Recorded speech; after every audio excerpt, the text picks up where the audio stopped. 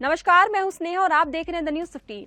आपने बीते दिनों गुजरात में पीएम की आवाजाही की कई खबरें सुन ली होंगी। भाई डब्ल्यूएचओ के चीफ ऑफ डायरेक्टर सभी को गुजराती में नमस्ते बोल के गए थे। इसी के साथ हार्दिक पटेल के बयान भी खबरों में भी आने लगे हैं। हार्दिक अपने बयान को राम भक्त बताकर हिंदू होने पर गर्व महसूस कर रहे थे। अब अचानक कि कांग्रेस के हार्दिक ऐसे बयान भला क्यों देंगे? जी बिल्कुल, हार्दिक भी दूसरे कांग्रेसी नेताओं की तरह आलाकमान और पार्टी में अपनी बात न सुनी जाने के कारण नाराज हैं। इसलिए बेस्ट पॉसिबल ऑप्शन आप तो समझ ही गए होंगे कि प्रधानमंत्री से लेकर स्थानीय नेता इतने सक्रिय क्यों दिख रहे हैं। जी, गुजरात में साल के अंत में चुनाव होने वाले हैं, इसलिए नेताओं का रूठना मनाना आना जाना लगा रहेगा। लेकिन हम आपको समझाएंगे आसान भाषा में कि आखिर गुजरात के राजनीतिक मैदान में इस बार कौन कौन अपनी राजनीतिक किस्मत आजमा रहा है।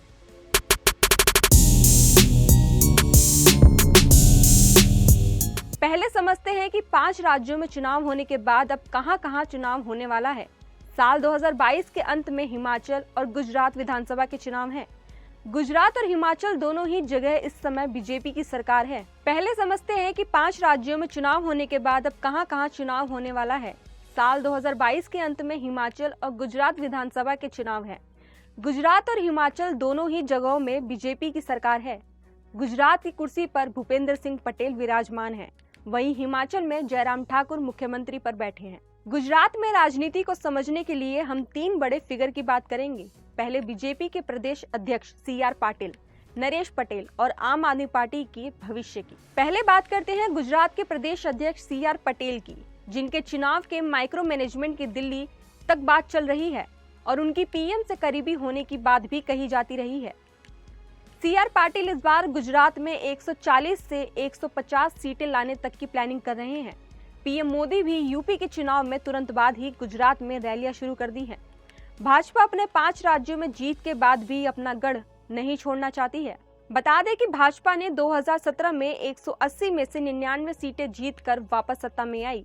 चुनाव जीतने के बाद बीजेपी ने विजय रूपानी को मुख्यमंत्री बनाया था। इसके बाद 2021 के अंत में कैबिनेट रिशफल के बाद भूपेंद्र पटेल जी मुख्यमंत्री बने।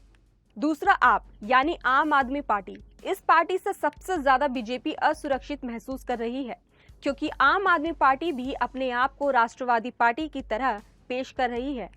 आप खुद 2022 के चुनाव का विजेता नहीं, बल्कि खुद को मुख्य विपक्षी पार्टी बनाना चाहती है, जिस प्रकार उसने पंजाब में किया। हालांकि ऐसा देखा गया है कि आप पार्टी शहरी इलाकों तक सीमित रहने वाली पार्टी है, लेकिन जहां जहां कांग्रेस कमजोर होती है, लोग कांग्रेस की जगह आपको चुनना पसंद करते हैं और इसी का फायदा आप पार्टी उठाना चाहती है।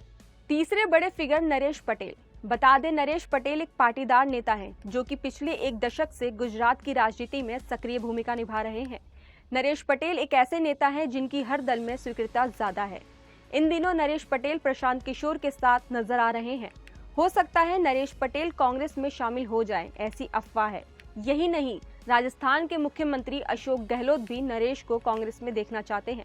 बता दें कि अशोक गहलोत 2017 के चुनाव के प्रदेश अध्यक्ष थे। इन्हीं नरेश पटेल के कांग्रेस में शामिल होने की बात आने के चलते हार्दिक नाराज दिख रहे हैं। गुजरात में चुनाव में पटेलों की बड़ी बात होती है। गुजरात के चुनाव में 17 से 18% पटेल वोट होते हैं, जिसमें लेउआ पटेल समाज और कदवा पटेल समाज ये दोनों ही बड़ी भूमिका निभाते हैं। नरेश पटेल जी लेउआ पटेल समाज से आते हैं, जिनकी संख्या गुजरात में ज्यादा है। हाल फिलहाल में गुजरात की राजनीति जिग्नेश मेवानी के गिरफ्तारी से गरमाई हुई है।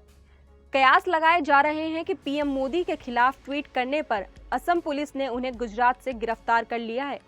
फिलहाल जिग्नेश को जमानत मिल गई है। जेल से आने के बाद वे बीजेपी के खिलाफ आक्रामक नजर आ रहे हैं। तो दोस्तों, चलिए हमने आपको तीनों पार्टियों की स्थिति को समझा दिया है। अब देखना यह होगा कि इस बार का चुनाव किस करवट रंग लाता है। क्या जनता इस बार भी नरेंद्र मोदी जी की पार्टी बीजेपी को चुनेगी? क्या CR पाटिल की माइक्रो मैनेजमेंट रंग लाएगा, या फिर नरेश पटेल कांग्रेस में शामिल होकर इस समीकरण को बदल देंगे, या फिर इस बार बीजेपी के गढ़ गुजरात में किसी नई पार्टी की एंट्री मिलेगी एक मुख्य विपक्षी के तौर पर? तो ऐसी तमाम खबरों से रूबरू रहने के लिए द न्यूज़ 15 के चैनल को सब्सक्राइब करें और इस वीडियो को लाइक एंड शेयर करना न भूलें।